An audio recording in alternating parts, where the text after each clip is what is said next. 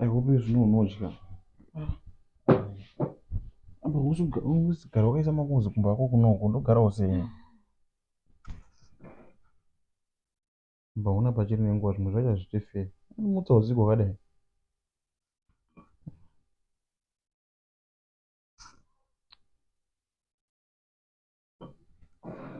kuti hausi kudya wani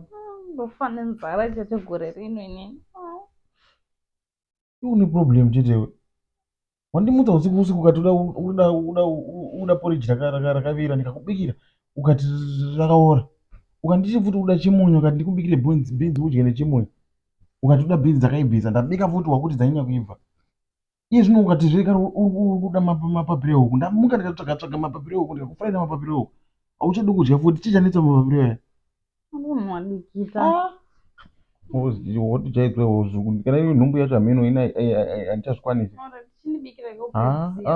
una nhumbu yakadaro apa ndakuda chidya chehuku ndikaona chidya chine ichi chine ichi chachiona so ichi then oregedza kuchikata apa mira oregedza kuchikata apa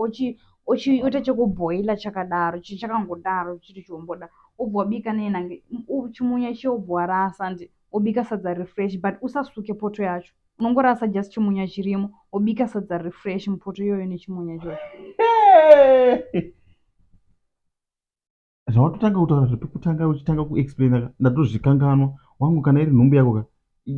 ameno ndati bike poto ine chimunya yesadza muchimunya ichocho ingorasa chimunya chacho handi then obobikira sadza refresh mupoto iyo usina kuisuka usaisuke ndikuda poto iyo ine chimunya netsvina yayo amanjoda ndikufonera dhedhi wangu ndozozokundiuraya nenzara iri nhumbu yangu ingasingambondishungurudzisona nditi zvina basa ndikufonera dhedhi wangu apusa stereka ndikuwauza dhedhi wangu kuti undiuraya nenzara